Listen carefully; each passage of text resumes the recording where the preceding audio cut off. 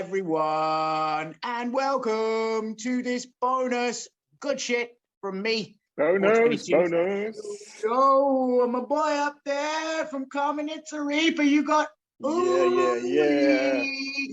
This motherfucker is responsible for some of the coolest looking fucking hot sauces. Look at that shit, man. Jesus Christ.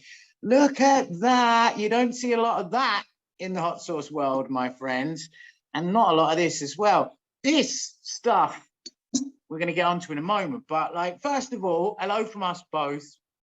Hello everybody, and that's my boy Uli over there.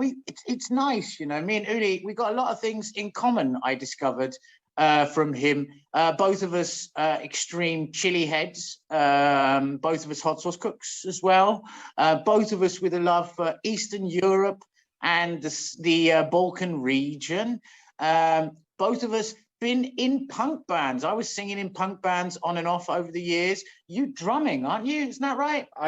Yes, I used to. I was my last punk band quit playing. But that is now 1.5 years ago. We had our final concert then, but yeah, we were not like nobody, but in the punk rock scene, it doesn't actually mean something if you have a name.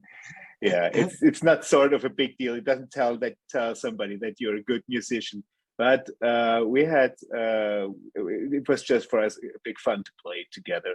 Our name was Wir Dosenfreunde, and yeah, Freunde. That we were actually friends. That's what we were, and we drank beer. Non-German speakers out there, you've got their Wir Dosenfreunde, friends of beer cans. Would be the way to say that in English, wouldn't it? Yeah, or beer can friends, I guess would be more right. Oh, would that be right? Yeah, beer can friends. I think that's a proper way. Yes, that'd be the way to say it. Both of us have also matured into a love of funk music. I'm an extremely big fan of funk music, and my boy up there, I believe, is a collector. If that's right, am I right? Yeah, I collector and DJ. Yes, fucking love it, man. Also, teaching as well. I spent 15 years as a teacher by accident. I accidentally became a teacher and then did it for 15 years. Okay, tell me, how does that happen? By accident. Oh, it was really simple. It was literally ass backwards, like everything best in life, fall backwards into something with no plan. I'd met a girl in Amsterdam, and I thought she was very nice. I like how it starts. All the best things start in Amsterdam. Thought she was very nice, and I didn't know where she was from at all. We spoke very little together. We just did what men and women do when they like each other and meet in a bar. And then in the morning, I said, hey, you know, I'm coming with you. And she said, I'm going home. And I said, wow, okay. How much does that cost? And she said, like 70 euros. I said, all right, I've got 70 euros. Don't tell me where it is. I will just I like a surprise. And so got on a train, give her 70 euros. And I woke up in a town in Bavaria. And then I left the train with her and I wanted to eat. And so she took me to an English bar, which was right next to the train station. And I ordered some food because they were English speakers. And when I ordered some food, an Irishman at the bar said to me, oh, you're English. And I said, yeah. And he went, fantastic. I need an English teacher. And I went, what? And he went, I need a teacher. Here, I'm going to give you a job. And I went, no, I have no idea. I have no experience of teaching or training or any idea how to do that. And then he said to me, oh, come on, I'll pay you 50 euros an hour. And I went, oh, fuck me. 50 euros an hour? It was a lot more money than I got for anything else. And so I was like, oh, I guess, okay. And then he was like, okay. And then he said, come to this place tomorrow. And so I came to a place the next day, and I went to his office, and he explained to me that he was going to send me away to teach an English course in a hotel to a group of company employees. And I would need to teach them for 7 days. And I told him, look, mate, I wouldn't know what to do about that. I don't know even myself basic English grammar. And then he said to me, oh, you'll be fine. Here's the book. He said, go through the book, and each page in the book, just make something connected to each page in the book, a little activity. And then you'll do that. And then you get to the hotel on the Sunday, they'll arrive on Sunday evening, and that's what you do. And so I went to this hotel and I got there and I discovered it was like 2 PM and they all came to start at 5. And I discovered, I'd planned a little activity for each page of the book. And I discovered that the books hadn't arrived. So there was no books. And then just a 7-day empty space in front of me. And I had 3 hours to work out what to do. And so I shit in my pants and I tried my best. And then they all arrived. And I kind of just went through trying my best without any material. You always start with introducing. That's what you do at the beginning. At every beginning, everybody knows how to introduce. There you go. Yeah. There you go. And that was it, And I did my 7 days. And at the end of the 7 days, I was expecting to get in trouble because I thought, all right, I must have fucked that up because I have no training. I have no idea. I don't have a basic concept of English grammar myself. And at the end of my 7 days, the Irish guy phoned me and he said to me, brilliant. He said, I've got all the feedback. It's the best feedback any of our teachers have ever got. I went, really? No.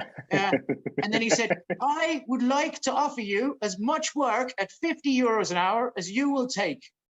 And I thought, well, yeah. Okay. So that's Deal. how I actually became a teacher. Fast forward 15 years, and I had been doing that for a decade and a half. That's how that happened. But brilliant. It was a lovely 15 years, and I certainly had to enjoy learning. I had to go and learn how to teach after, I started teaching, and so I enjoyed learning stuff. But so what kind of a teacher are you? You're a teacher, I'm a professional state school teacher at the secondary school. Quite near to the Bavarian border, and I teach, let's say, 13 to 16 years olds, mainly English. That's my subject. That's what I do. But I studied for it, and my mother used to be an English teacher, and she taught me early English, and so I was when I went to secondary school to learn English, I could already speak some, and that's why I was always a bit better than the rest, and then later I continued speaking English a lot, going abroad, and found out that it's not working in a factory what I wanted to do, what I did before. It's not studying law, what I did before, but I was not capable to do. It was, in the end, it was teaching, because that was the thing I've already I figured out that that is something that I'm good in. But I think it's funny what you said. You didn't even have any clue of grammar or something, and I had the same situation here. I learned English systematically, grammar, vocabulary, even cultural studies and pronunciation, phonetics, everything, with a system, and so I can explain you tenses. I can explain you conditional sentences, passive, active, pronouns, prepositions, everything. When it comes to German, it's like really, I have to put a big thought in everything. And when my wife moved here, and she didn't speak German before she moved here, and she moved here and learned German here. She came from Serbia. That when she learned German, and she speaks a very proper German now. And when she speaks, when she started learning, and she asked me things, that was the moment when I started learning German systematically, as I learned English systematically. It was not that hard then, because I knew already how to speak and how to use it, but I never knew what I'm using actually. So yeah, language thing is some proper thing. Now I'm learning her language, and that is a heck of a complicated thing for a man with 30 something years old, you know. So how did an almost lawyer, almost factory worker, and actual teacher become a hot sauce dude exactly? Well, I had that affinity for eating spicy. I've had that for years, and then in one moment, I started buying fresh habanero peppers, and I just had them in my fridge, and I just cooked with fresh habanero peppers, and it was at that very moment when I went a bit crazy at some shop and had like half a kilogram or even a kilogram of habanero peppers, and I thought in one moment that hot sauce that I had in that moment is not exactly what I like. I was on the I was searching the perfect hot sauce, and so I put some thoughts together and thought, what are my favorite hot sauces? That was sriracha sauce was one of my favorite ones, and then I had some Caribbean sauce from what was it, Barbados. It was some yellow. I've forgotten. If I it was a bought that yellow in, Caribbean style sauce, probably Bayesian, I guess, probably Barbados. Yeah. yeah, and it I've bought that in London actually, and then I thought it must be something in between that, and yeah, I've tried some things, and I have never reached that sauce that I actually wanted to make, but I've reached other ones. Yeah, I accomplished to create other sauces which I realized I liked much more than what I had in my mind. Yeah. Uh, I don't know. I just started it at one moment, and then I gave it to friends, and they said, "Give me more." And then I made more sauce, and others asked me, "Give me more," and then I started selling them, and that's how the stone started rolling. Yeah. When was that? Um, I think the first sauce I have sold 3.5 years ago. I think, yeah, around that time. It was before Corona for sure. Um, The sauces you've got. I have a big block of really sexy hot sauce right next to me. Everybody all out right. there in television land here, I've got some beautiful stuff, but and so on and so. But do you know what? I am so in love with this bottle here. First of all, that's why I picked this This one up one. first. Now, Yeah. this reminds me of the stone bottles you find in Latvia that they produce the national drink in, which is called balsam. Now, a lot of your stuff is themed on Serbia. I know, for example, for those of you who don't know, Kamenica Reaper is the name of his wife's town that she comes from over there, Yeah. I believe. Kamenica is a suburb of Novi Sad, which is the capital of Vojvodina. Which is, to me, I think the city one of the cities I love most in the world. Seriously. Is And this yeah, bottle related to Serbian traditional bottlings then? no, it's related to Bavaria. Please explain. Because that's the bottles where they fill in which they fill Blutwurz. I'm sure you know Blutwurz. Yeah. Yeah, and that's the Blutwurz bottle just in black. Okay. So we're talking about, like, for those of you who don't know, I would describe that as like a bitter liquor, wouldn't you? Or something like that, yeah? Bitter and slightly spicy in it. Yeah, yeah.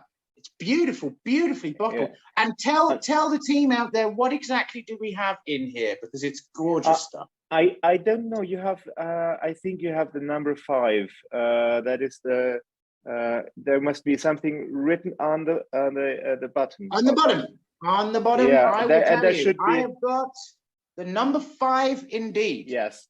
The number 5 is with Carolina Reaper, which we're growing in Kamenica. So it's the Kamenica Reaper. That is the thing. A fermented hot sauce, which I fermented for, let's say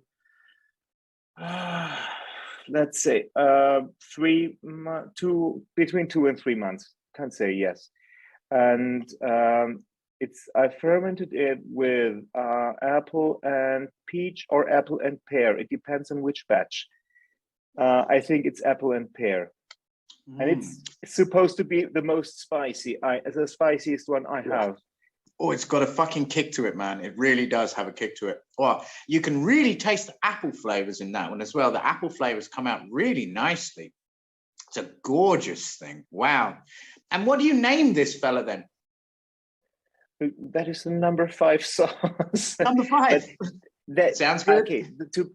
To be honest, I had one label for all my sauces, and that is what I have started changing now, because what you don't have is a bottle with this label, but you have the actual sauce in it that is with quinces.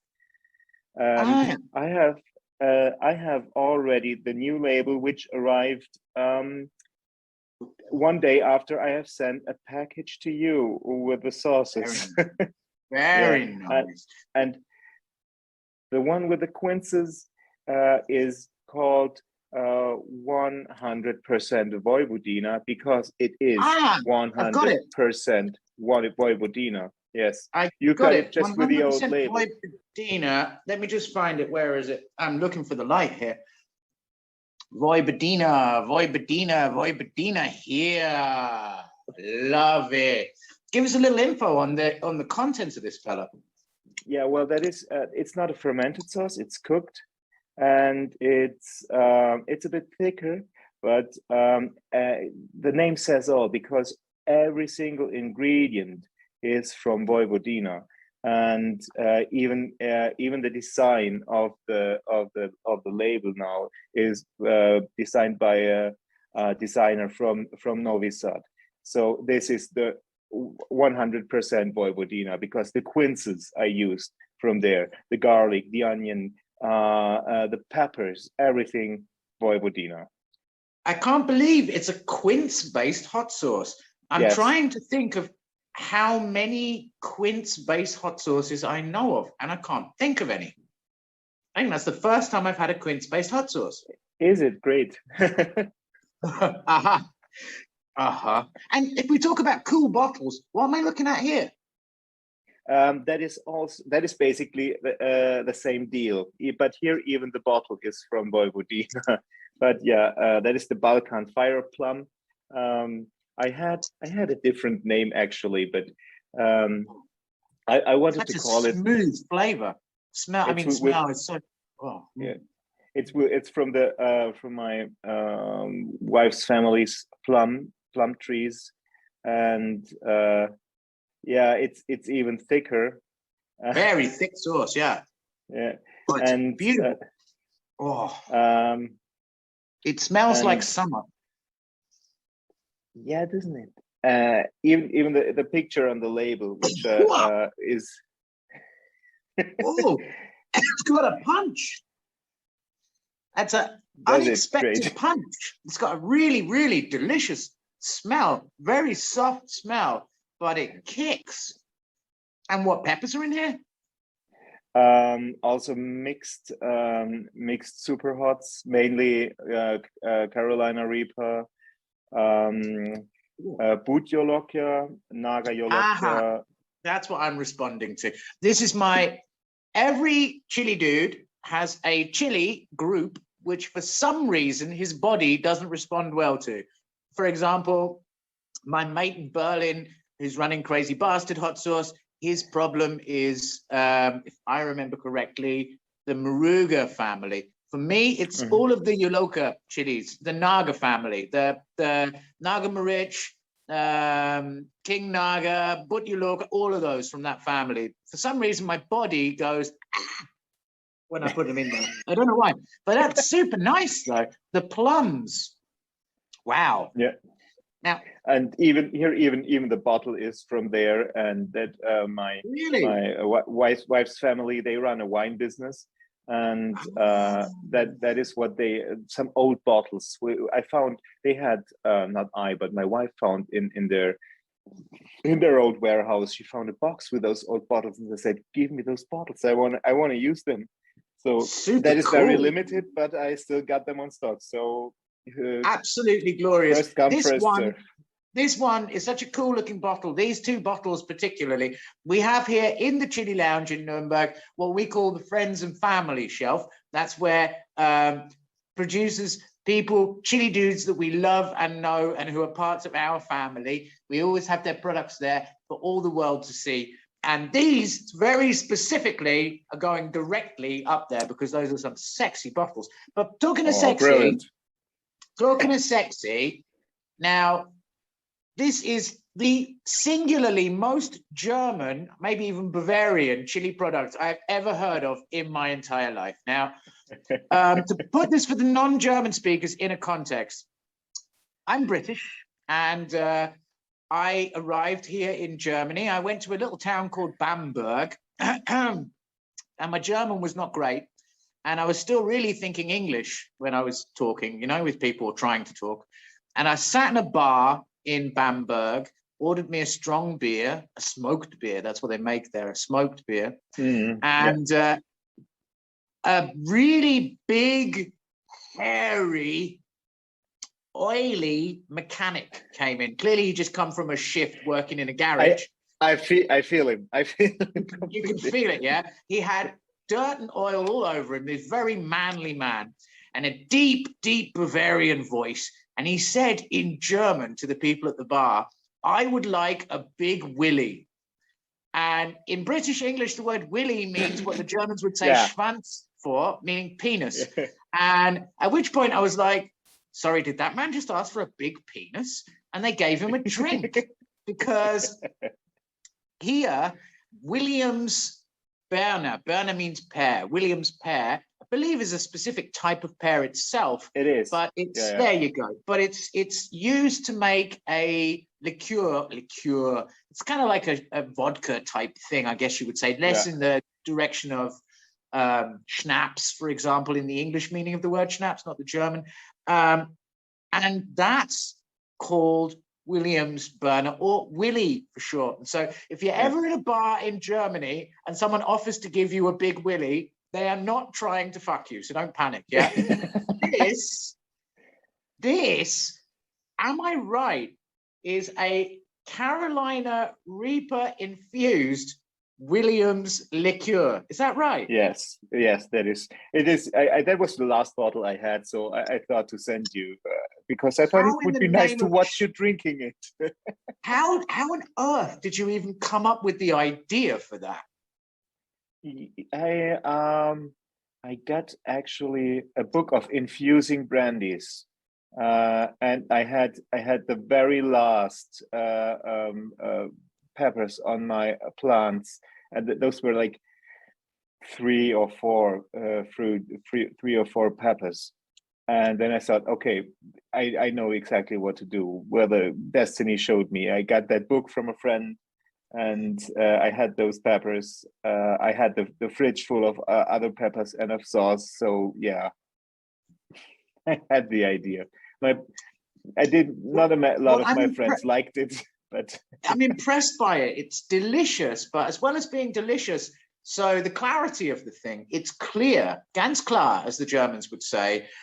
You infused from fresh peppers, not from dried peppers, yeah? Fresh peppers, yes.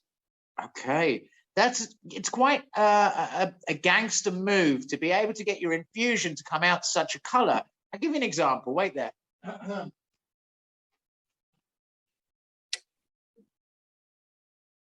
Now,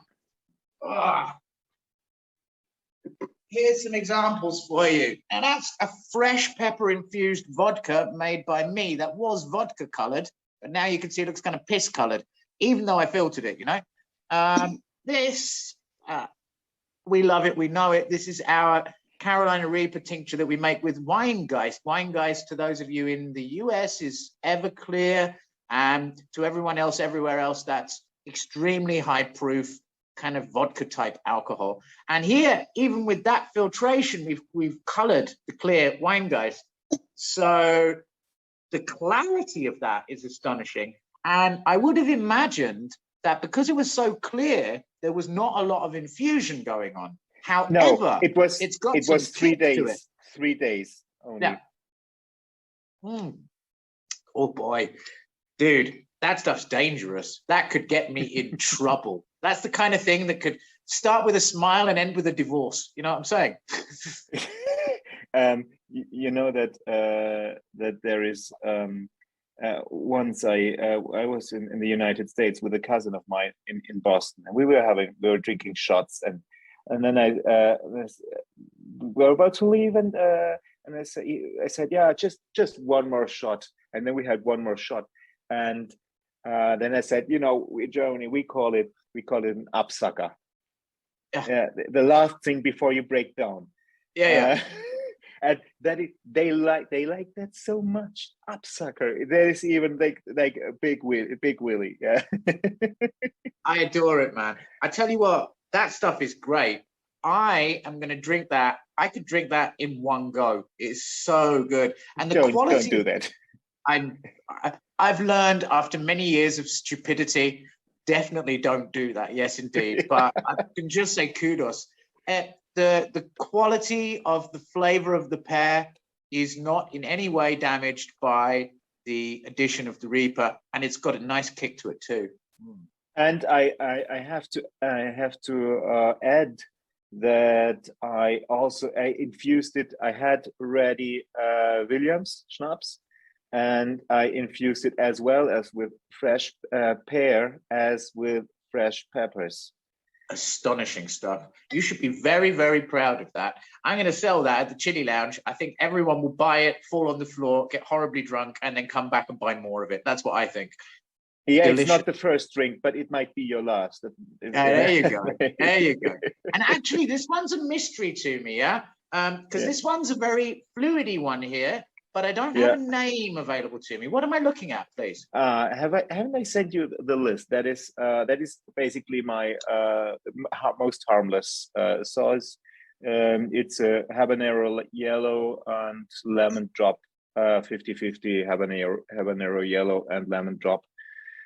Fruity sauce, something my wife likes. It's extremely lemony. The aji lemon is in there, yeah? No, lemon drop. Lemon drop, yeah.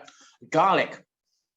Yeah, garlic. I in every ferment there is garlic.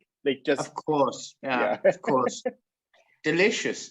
And how's your fermentation process for this one work then? How are you doing that? Well, I have the containers. In the meanwhile, I started with 10-liter containers.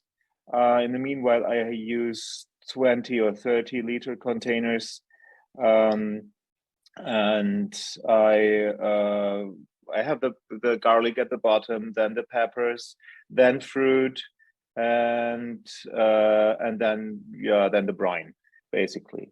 It's super nice. It's super nice, but I have to come back to this Big Willie. Excuse me. Stuff is so damn good. Excuse me, dear boy. Cheers. Love it. Actually, I have to say that lemon garlic mix here is super nice, and I can see myself stealing it from you in the future. Yeah, go ahead. I'm not keen to make a large profit out of it. My work. Everyone's going to pay their bills. Yes, but I do it mostly for and from passion. That's what I do. That's the best way to do anything. Talking of passion, what are we looking at here? You tell me what is written at the back. My light, and I'm an old man. I need light. 1 second. I need additional light to be able to see clearly. I am looking at. One moment. This is how old I am. Now I need to get light from a torch in my mobile telephone in order to be able to see correctly.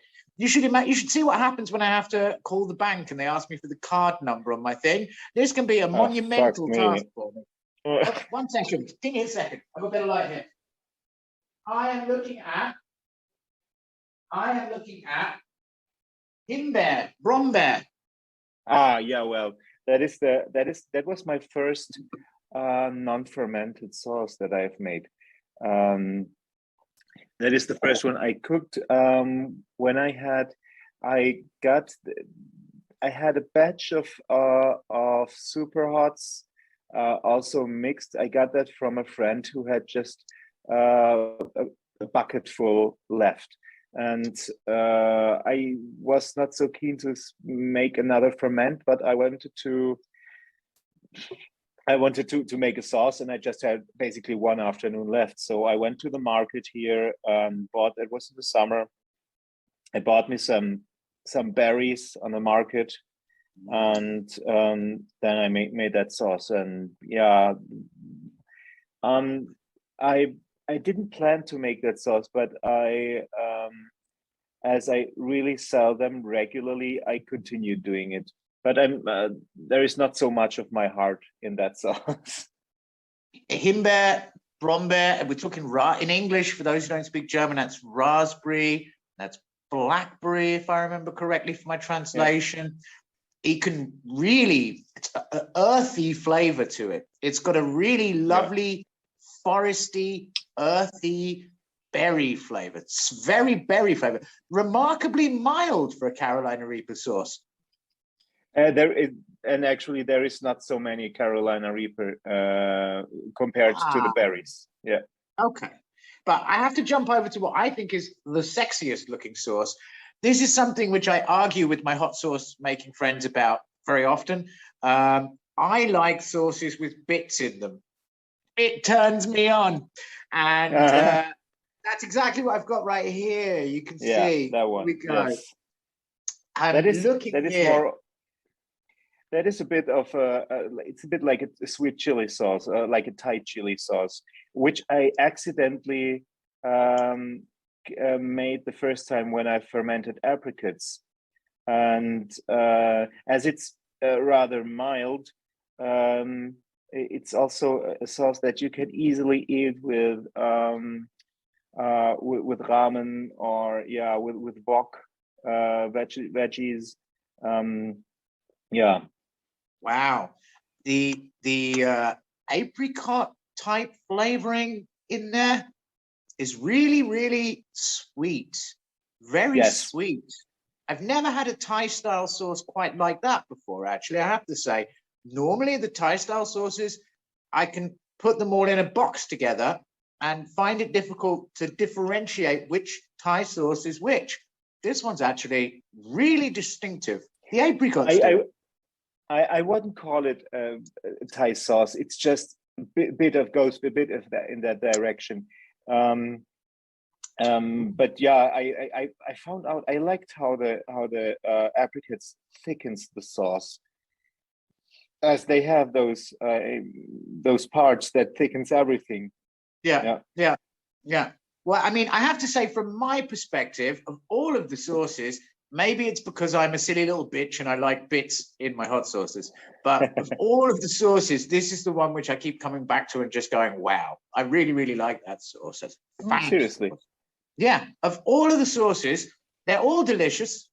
In no way, I'm talking the best of a bunch of very good things, But that, glad to hear. that really does it. And all right, let's jump over here. So talk to us. What are we looking at? We have a Caribbean sauce here, yeah? Yeah, the Caribbean sauce. That was also something I brought when I was in Brixton the last time. I always go to the market there and get me like a bunch of different Caribbean herbs and spices. And that's how I came up with that idea to have to make that sauce with some. But that was, I bought 1 or 2 kilograms of some jerk spice. I bought that in a bag. I bought it in a bag. It was not a package. It was on some stall at the bag, and that I said, oh yeah, that is just original enough to me. Yeah. And that's it's just for me some regular fermented hot sauce, but yeah, with a jerk spices that makes it nice. Caribbean style. Yeah. The jerk spices you can taste right there, man. Oh God, Now, boys and girls out there in television land, learn a lesson from my boy Uli up there. You see what you've just seen, all of this astonishing creativity, this amazing Big Willie, which I'm going to have another sip of, excuse me. Wow. All of this came from one thing, that came from one person's passion to do something, and he did it, and he did it fucking well. Uli, That's mate, glad to hear you. You like it, yes. respect to you, my brother. And to all of you people out there, be like Uli. Do what you're going to do with passion. From me and Uli, we'd like to say ciao for now. Bye-bye. Ciao.